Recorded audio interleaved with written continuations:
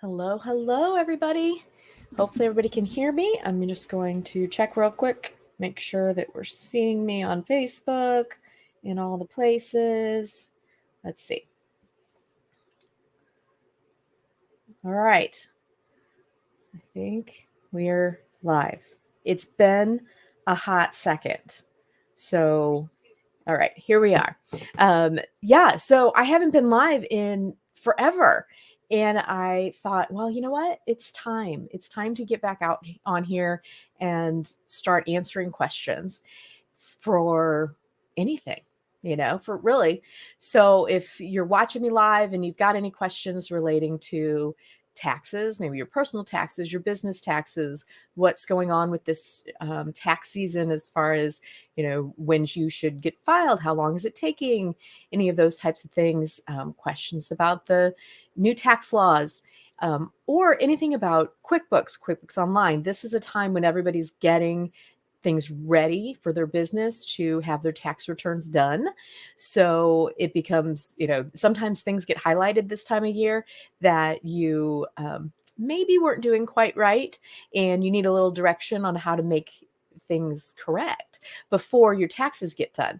There was a lot of things that happened last year. There was a second round of PPP loans that probably could have gotten forgiven last year. Maybe they're still on the books. Maybe they haven't yet been forgiven. You could last year have had two sets of PPP loans be forgiven in the same year. And so there's some things that you need to know as far as how to account for those so that they're not included as income to you or your business. And some people weren't sure how to book that. They may have already booked it as income. And so you want to make sure that you really understand what's happening there. But I'm here to answer any questions at all.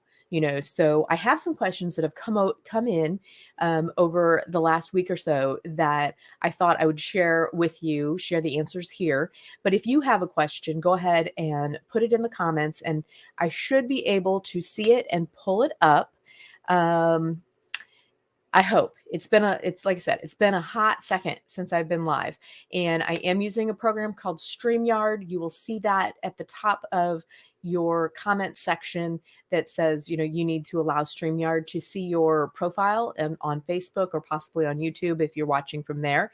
So if you do that, then if you have a question or comment, then I'll be able to see who actually is leaving the comment. And so I see somebody has posted that they're testing. Yes, I can see your comment. So that's awesome. Thank you for doing that. So I know that comments are coming through. So it does say that you're just a Facebook user. So let me see if I can. Here we go. So if you don't click on and let StreamYard see your profile, then I have no idea who's asking the question. And if you want to remain anonymous, I'm cool with that too. But thank you for testing this for me. And now let's see if I can figure out how to. Okay. All right.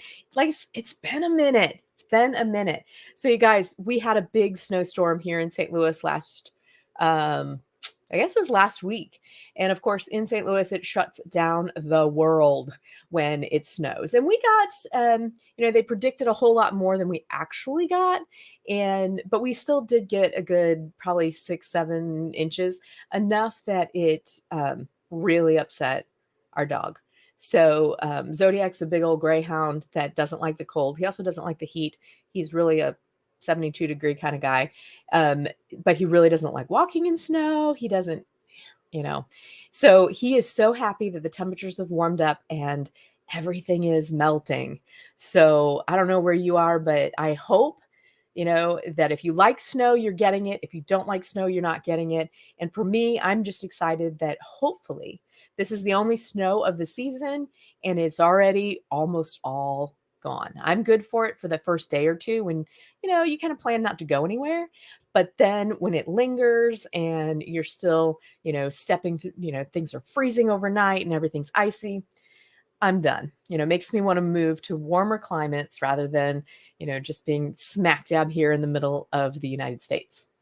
So I'm going to hop into some quick questions. And, we just finished up what accounting firms could consider the busiest month of tax season, which is January. January is not a big tax deadline for returns, but it's a big tax deadline for getting payroll taxes and W-2s and 1099s out the door. And so this year, was for me, it was especially bad because I actually missed the first 2 weeks of the year. I was out sick. Don't know if it was COVID, but it wiped me out for a good 2 weeks. And thank goodness for my team. They really handled everything and kept everything going. But I saw a lot of questions coming in relating to 1099s this year. And it has to do with them changing a whole bunch of rules in the last several years. But last year for 2020 was the first year they had a Form 1099 NEC, which stands for non-employee compensation. And so that was really supposed to separate out from any other miscellaneous types of income like rent or legal proceeds and some oddball types of earnings, that they were separating those out. So those people that were subject to self-employment tax, who did services that were on an NEC. So they threw us for a loop this year. So 2020 was the first year. There were 2 forms on a page. 2021, they decided, well, we didn't like that. Let's put 3 on a page. But the old 1099 miscellaneous is still used for rent and any other form of miscellaneous income that is not subject to self-employment tax. Those are still 2 on a page. So always throwing us for a loop. But what I saw the most confusion over is what types of payments you should include, because with the advent of everybody taking credit cards in their businesses, they developed several years ago 1099 called a 1099K, and merchant service providers are required to send those out and to the person who has the merchant service account. So in my case, I accept credit cards. So my merchant service sends me a 1099K that shows me how much income I took in credit cards by month. And so what we were instructed to do as 1099 preparers was anything that was paid, your business paid by credit card, shouldn't be included in the 1099 that you issued to the vendor, because they were already getting that marked as on their 1099K, and it potentially, it could have people overstating the 1099s. And some people are like, send them anyway, send them anyway. Well, the problem with that is if the 1099s all told, the 1099K, the 1099 NECs, everything that gets reported to the IRS for your income, if all of those exceed what you actually reported on your return, a matching notice will happen. And the matching notices are extremely late right now. So you're talking a year or 2 years, 18 months, or longer. We didn't even see a whole lot of matching notices for last year. That tells me they're still coming. And what that is the IRS is finally getting your tax return, and they're getting all of what was processed through for 1099s. And they're saying, hey, you're missing something. You didn't include something. And they're going to come back and say, we need that. Well, if you find that somebody issued you a 1099 and they shouldn't have, because you paid by credit card and you already got that in another form of the 1099K, then you really need to go back to the person who sent it to you and ask them to fix it. You might not, people are saying, just send them anyway. No, don't send them anyway, especially small businesses that don't necessarily have, a ton of income. And maybe all of everything's coming either through a 1099K or a 1099 NEC. If those exceed what you report on your return, then because someone was sending it in error, they should not have sent it because it's already been accounted for somewhere else. You need to go back to them. You need to ask them to amend them. And let me tell you, amending 1099s, nobody wants to do it. But you need to have them essentially change that to where it shows that they should not have sent it, and they need to zero that out. there's plenty of time to get those amendments done. And you may not even know that you're going to need it because, like I said, the matching notices are so late, so late. They take so long. Like we're getting them and we're like, for 2019, we've filed, multiple years of returns since then. So just a word of caution. And kind of brings me into my next question that has come in. The pay, I guess the sources of ways you can get paid are expanding. So you have lots of online services where you don't think you're signing up for a merchant service account, but you are accepting pay that way. So there's PayPal, there's Venmo, there's Stripe, there's Zelly, there's like all of these other apps you can use to transfer money to people. And it's coming that those types of pay services are also going to be reporting that 1099K. And so, people are like, well, always just set it up as a personal account and, then they won't come after you. Well, I'm guessing that on those apps, when you sign up for the app, there's going to be a question on whether or not this is business. And if you lie on that, you could get into trouble. So you don't want to be in a position where you're saying, well, I'm going to accept these payments through Venmo, but I'm going to try to fly it under the radar so nobody reports it. So then I don't have to report it. And if you've been around me long enough, you know that my philosophy on that is, if you're if you're a business, you're accepting all your payments and you're reporting them because you're using a software. You're using something to capture everything. And that means you're not excluding payments that you're receiving from these vendors because you're using a friends and family type of an account. So they're going to crack down on it. And I'm guessing they're going to have some sort of internal audit process where they are looking and saying, okay, well, can we identify that this is being used for business? And then they're going to come back to you and say, hey, you violated our policy. They could kick you out of that system. They could say, yeah, you lied on your application and therefore you can't use our service. Or they could turn off your account. And what that can entail is that you then, maybe you received money into the app. It has not transferred to your bank account yet. And the provider shuts it down because they think you are in violation of their policies. Then how are you going to get your money? So what I'm saying here is because this is new, people have been using Venmo and these pay services, PayPal, friends and family, all these things for years.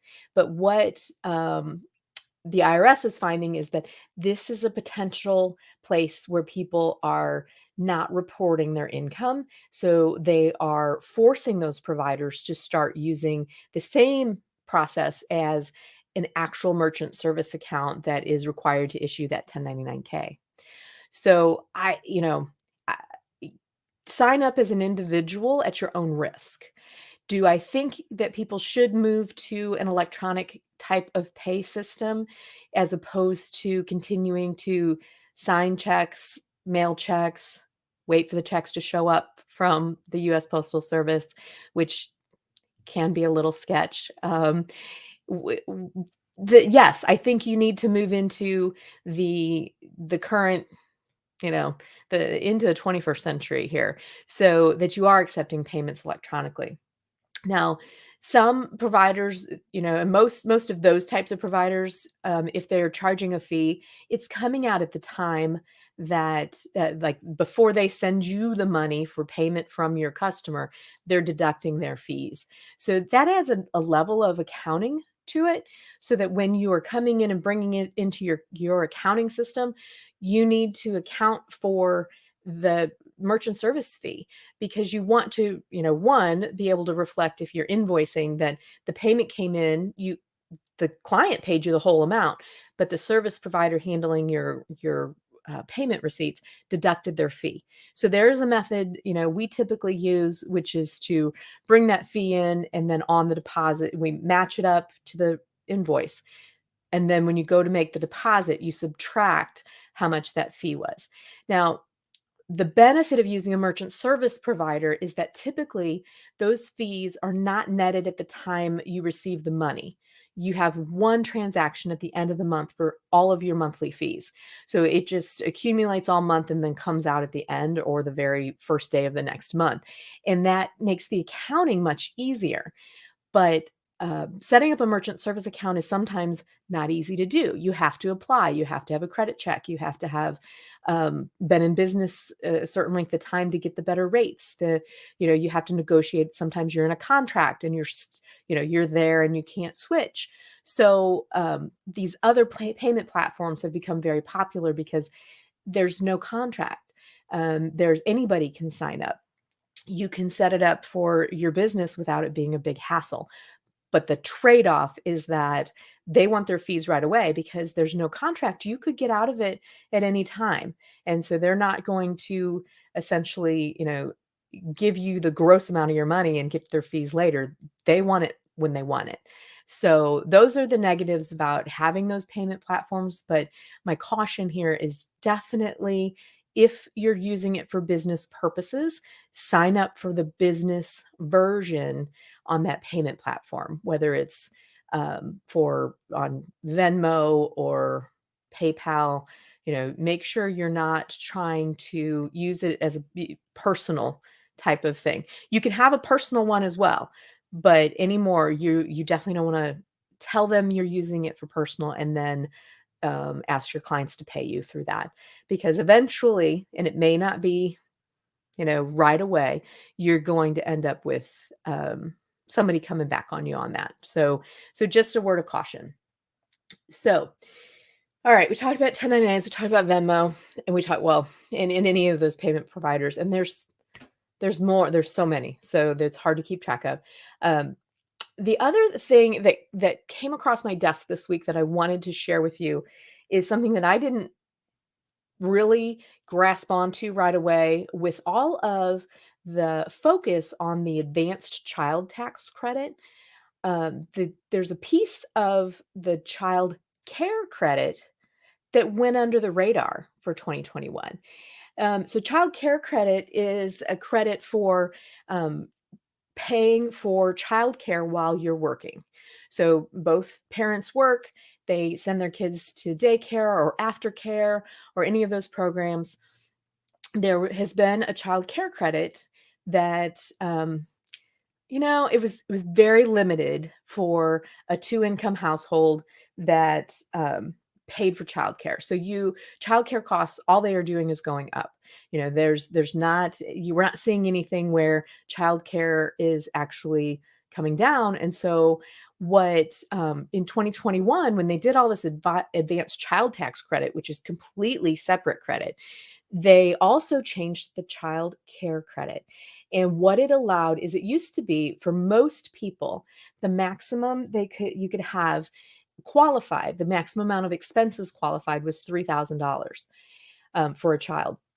And of that, if you made more than $15,000, which is pretty easy to get over for a lot of people, for the majority of people, I should say, that are reporting their income, you got 20%.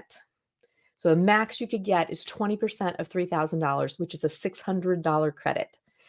Now, for 2021, they have changed the max to $8,000 per child.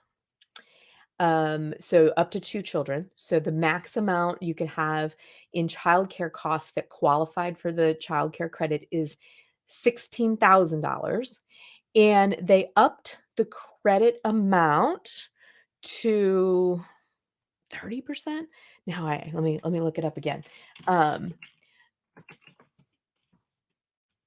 It's amazing. So you ended up for one child, the most people could end up with a $1,600 credit as opposed to 600.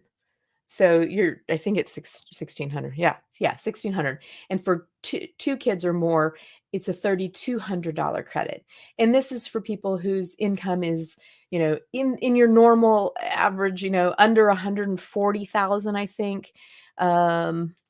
let me grab my schedule here because that was, oh, it was one of those things that, like I said, I feel like it was completely um, overlooked because of all of the advanced child care credit, advanced child tax credit, not care credit. That was huge. That was in the news. That was everybody's getting all this, quote unquote, free money for the last 6 months of the year. But what is also coming into play as we're starting to do returns is this child care credit. And believe me, the first return I reviewed this year, I was like, hmm, do we need an update in our software? Something looks wrong because I also had not dug into, this new credit. It was like, it was very much overshadowed. So, what I would tell you is to make sure that in the past, if you didn't provide that information because you were like, it wasn't enough, I didn't even get to $3,000. The credit amount is higher, and so you want to go ahead and provide that. Now, the stipulation here is you have to have earned income by both parents. So if only one parent worked and there's no earned income on the second parent, then you really don't qualify because it is really designed to give a credit for those people who have to pay for daycare so that both parents can work. And but obviously, if you're a single parent household, then it's only the single parent that needs to have the earned income. So I found that I was amazed because what's happening here with the child advanced child tax credit. Now, they increased the amount of child tax credit. It used to be $2,000. It's now $3,000 unless your child is 6 or under, and that is 3,600. Well, they were prepaying that for the last 6 months of the year. Um, you could opt out. They modified it midway through. Maybe sometimes, it was based on your 2019 return, and then they processed the 2020 return. So then they changed the dollar amount. But anyway, those amounts that were prepaid were really just in advance of that larger credit. So what should happen is you shouldn't have received more than half of the credit that you were expecting to qualify for. That means the second half of that credit would still be available to you on your tax return for 2021. Now, what could happen is if you made more income where you were hitting some of the phase out thresholds, then you didn't qualify for the full credit, then it would start to be in a position where they overpaid you. And unlike the stimulus checks, you owe that back. So that's going to be something that could come into play if your income was vastly different from prior year that they based these credits on. So people were able to opt out. Should be getting letters, and those I know they've come out. I believe it's a 6419 letter. If both parents if nobody opted out, you should get two, and there's a two-parent household, there should be a letter for each parent, and you need to provide those to your tax preparer because that should be how much you actually received. And then what calculates is the amount that's left of those increased credits. So if you had one child and you received $1,500 because the child was over 6 years old, you would still have another $1,500 credit available on your tax return as long as you do not exceed the income thresholds. So be looking for those letters. Make sure that you're including those if you're having your taxes prepared. If you're preparing your own taxes, there should be, in whatever software you're using, there should be a place to input those. And I would tell you for this year, if you were hand doing a tax return and not using a software, this is the year to invest in the software.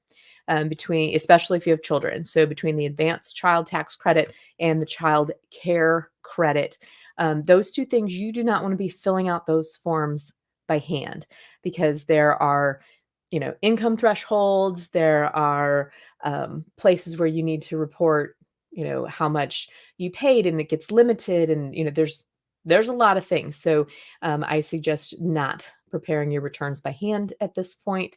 The other thing you need to make sure you're including and calculating is if you got that third stimulus amount, which happened started going out around March and April of 2021, you'll need to include that on your return so that essentially to calculate and make sure that you got what the amount, at least the amount you were entitled to. If you got more than that, that's still not something you have to pay back. But if you didn't get enough because maybe there was a dependent that was born, after the return was filed, or there's any number of reasons there, but you need to make sure that you include that. And that stimulus amount was $1,400 per person. So if it was married filing joint, it's taxpayer spouse. If you had any children, it was also $1,400 per child. And that went up to even college age children that were still your dependent. So that was different than some of the 2020 stimulus checks. So things to be looking out for right now on the tax end. Another question that came in to me was back, it's kind of off the tax thing. It's back into the QuickBooks world. And what happened this year with QuickBooks Desktop is they turned the desktop payment process, when you buy that, into a subscription. And what that means, all that means, is that they expect it to renew annually now with QuickBooks Desktop 2022. So if you have a previous version, which would be 21, 20, or 19, those are those desktop years that are still active. Those are not on a subscription yet, and those will continue to be supported by Intuit until they have sunsetted, which they sunset every 3 years. So the 2022 version, you had the choice of probably paying in advance for a whole year or paying by month. And that means that, from the date that you signed up for that 2022 subscription, a year later, you will have it renew. And they were discounting if you paid in full for the whole year. And that's only available for the first year. So what's happening now is, if you're a first time subscriber and you're going to just get the pro subscription for 2022, it's around $350 for that subscription. Next year when it renews, it will go up. And I'm not sure of the pricing at this point because, it changes. But those people who are still on a desktop version that is not a subscription, so if you purchase QuickBooks Desktop 2021, that one is good until May of 2024. And at that point, when you renew, you'd be renewing into either 23 or 24, depending on what is released at that point, and it would be a subscription. And a new subscription is running at about $350 for the first year. That does not include payroll. So if you needed payroll, it adds another $500 to your subscription price. So just so you know, those desktop versions are I recommend going ahead and buying it for the year. You don't ever want to be in a situation where your credit card that it was on expired and it suddenly locks you out of your QuickBooks Desktop file. So I'd rather have it for the whole year. And then you're going to have to renew it every year. So that 3-year little window that we used to have on desktop is gone. I don't really have a strong opinion either way. Their enterprise version has been like this for a number of years. They went to a subscription base several years ago where each year it's renewing, and you can, depending on what level you renew, depends on what support you get. Now, included with the new subscription model with QuickBooks Desktop 2022, there is, I believe you get backups, so you can use the Intuit backup system. You get support, supposedly, but that's through QuickBooks, which is not notorious. Well, it is notorious for not being good. So yeah, so that's kind of like, that's not like getting anything, but the backups might be good. It is a cloud-based backup system that you can set up your desktop file to back up to the cloud every night. and that's included in your subscription. The other piece of this is that you'll always be on the most recent version. So at some point, they will stop putting years on these. And because when they release an update now, you'll have the most recent. You won't have to wait until 3 years from now and you get whatever's new at that point. So they're trying to make that a little bit more similar to the QBO experience. I have not noticed with enterprise that has been like this over the years that it really doesn't change anything. It's just when a new release hits, you have to do that install. You can't skip it because it's supporting it based on the most recent releases. So, so yeah, just keep that in mind that that has changed. So anybody who's on QuickBooks 19, is that correct? 19 will be expiring this May, and you will then need to be into a subscription process. So if you're not, if you're on QuickBooks Desktop, because especially if you are using payroll, but not only payroll expires when it sunsets, you lose your ability to use QB Payments, which is the merchant service processor inside of QuickBooks. You could lose the ability to email. You can, there's a lot of external things that are connected to QuickBooks now, not just payroll, that you will lose access to. So I don't ever recommend people leaving their version out there after it stops being supported by Intuit, because things start breaking. The connections start breaking, and you end up you just end up spending time trying to keep the system going, and it's just not. So it's a cost of doing business anymore. So software as a service it's not going away.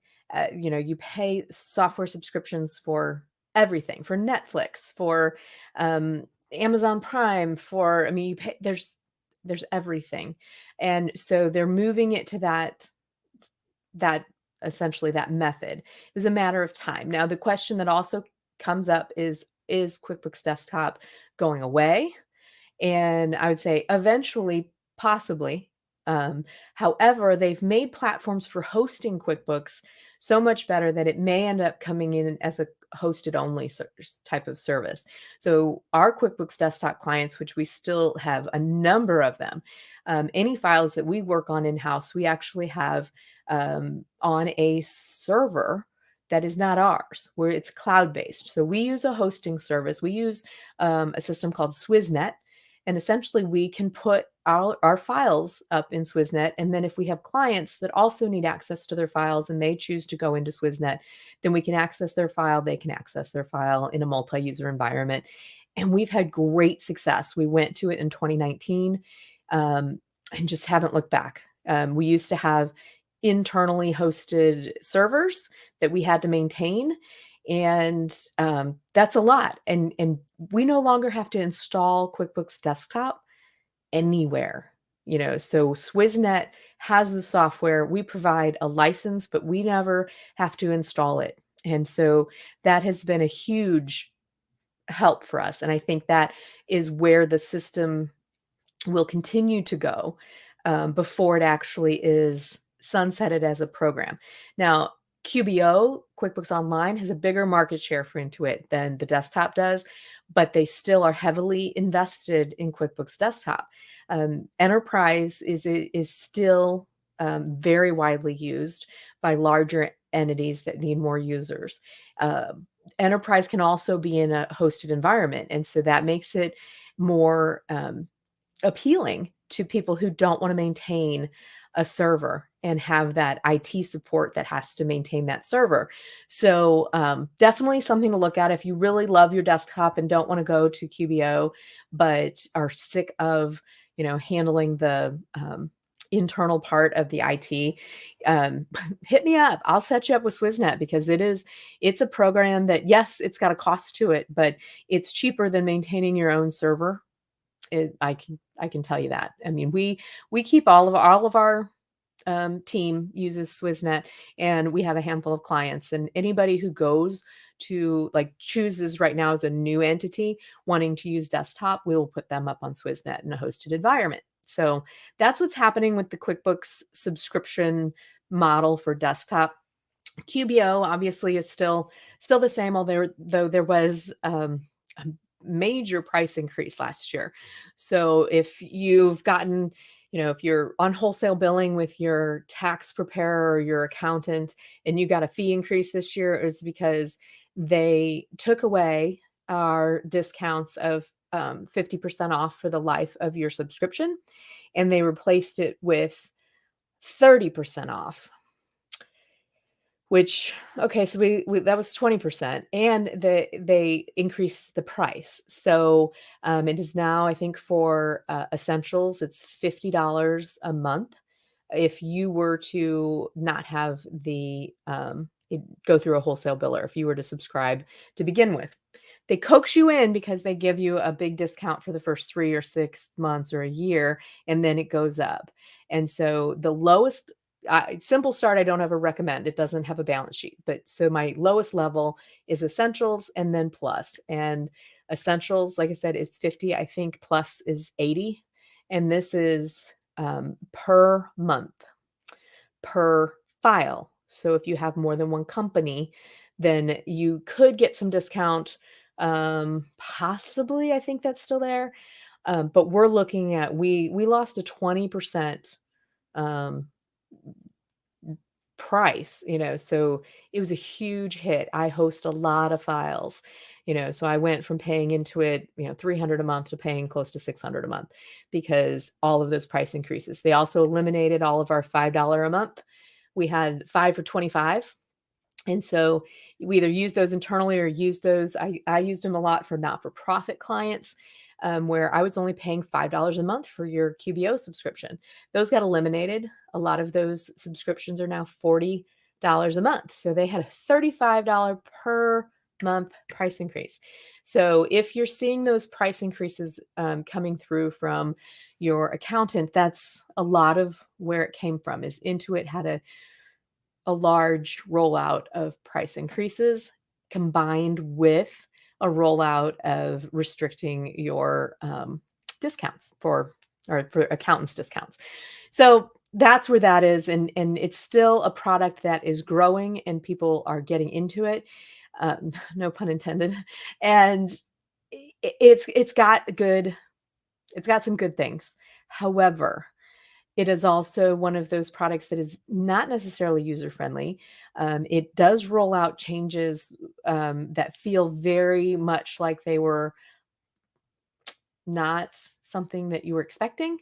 You didn't know it was coming, and suddenly a menu changes or the wording changes. Currently, they're changing, I believe, the sales, where if you go to the sales tab, there's all of your invoicing and things is under there, to something else.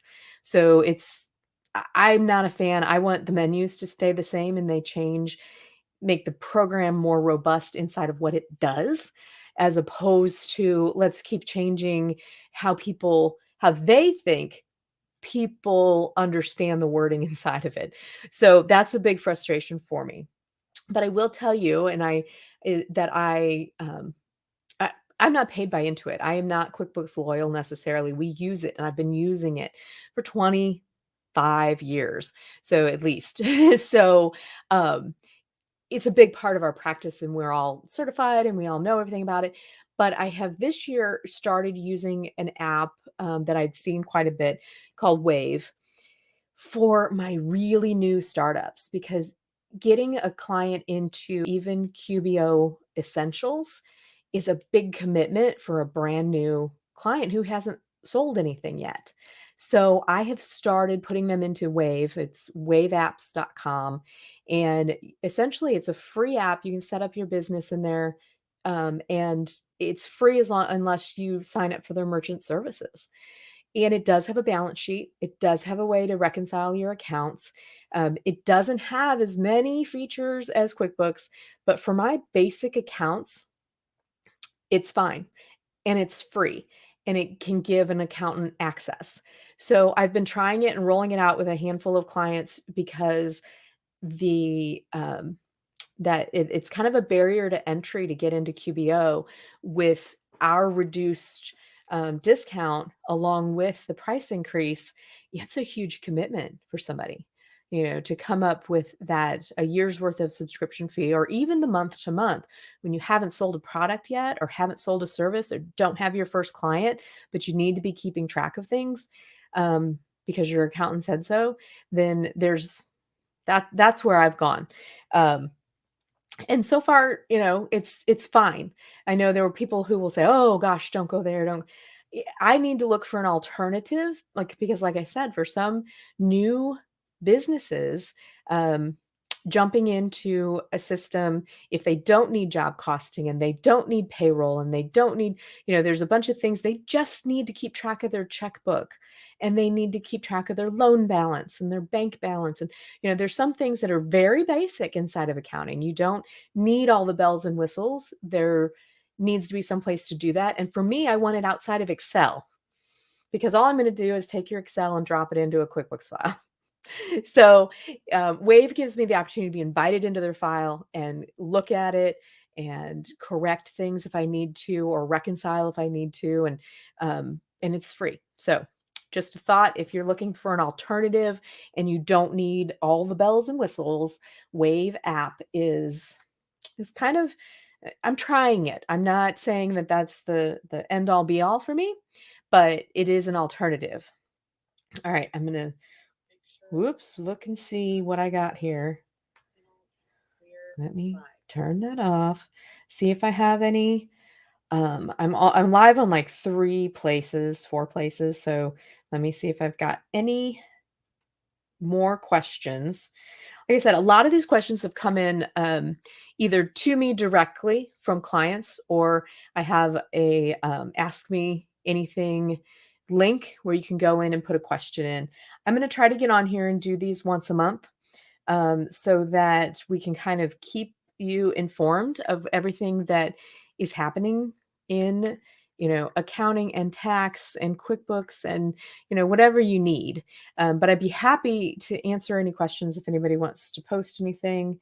I've got to figure out how to get off of that and into this. Okay, 1 second. Let me see. All right.